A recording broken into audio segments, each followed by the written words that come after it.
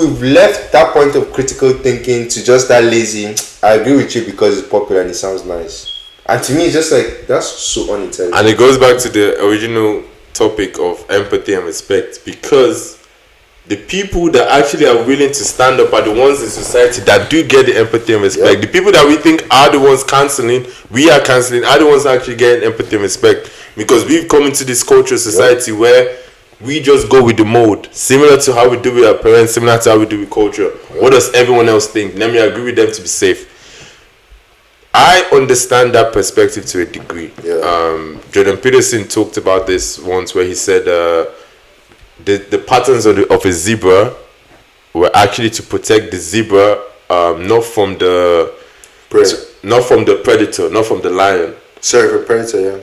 But so people think that the patterns of the zebra were to camouflage it from the lion, so the lion doesn't see it. But it wasn't that, because the patterns of the zebra is not the same as the grass. It was to camouflage it within the group, so that it doesn't stick out. So the lion cannot know, oh, let me target this one particular zebra. So it was to protect yourself within the group, not necessarily to protect yourself from the predator. Even in other cultures, we have in African cultures, sometimes in Asian culture, there's a saying, the nail that sticks out is the first one to be hammered. Yep. So everybody wants to stay within the group to protect themselves. But to tie to the original point, the actual way to get that empathy and respect from the group is to stand out.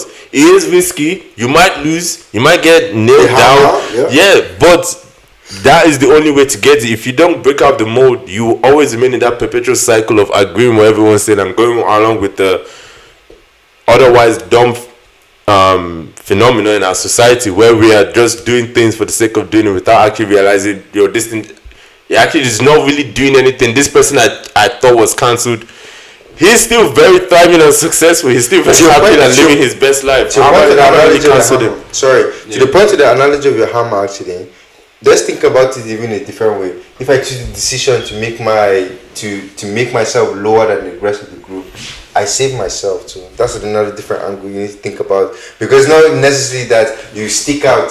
Sometimes you can stick out by being the lowest in the group, and everyone is gonna get hammered, and you get saved. So the thing is, also, if you all stay in the same level as the hammer, they will nail you guys down. That's a great point. So somebody has to be that one to create lesson for. Okay, you know what? Don't go too high or don't go too low. Because if you go too low, you get hammered down. Or if you stay in the middle, somebody has to be that person in the group in order for the group to. But life has always been, everything in life has always been like a normal curve, right? So it's as well what I've been trying to explain the other time. So everybody on the normal curve, everybody can go to the positive one at the edge and stick out. Everybody can't be extraordinary. And everybody can be extremely terrible. Most people are average. And that is why even on social media, most people agree with the same thing. Majority will always think similarly, because that is that is normally how the psychology of humans work. People will always think the same way, and then some few people will be different. It's just like in a class when you're given a test. Most people will score averagely around 50%, 50 to 60%.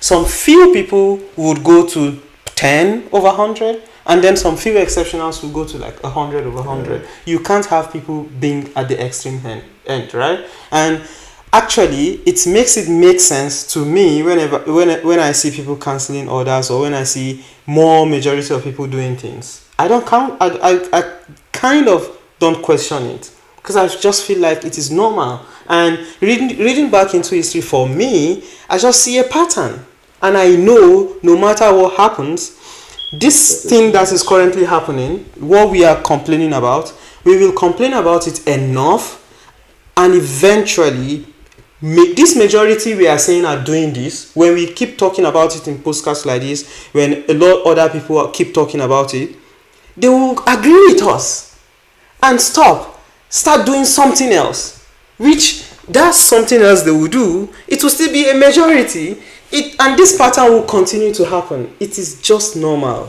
I agree, it's normal.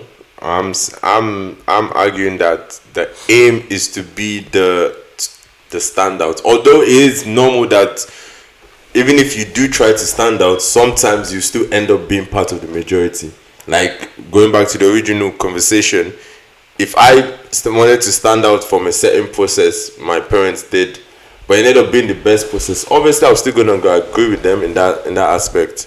However, the aim is to always stand out. The aim is to always break the mold. The aim is not to, yes, there'll always be the majority in the middle, but the aim is to always stand out. So be good at what you are good at. It won't happen all the time. Yeah. But you should always be striving for that. Exactly. That's why I That's believe. the point. Yeah.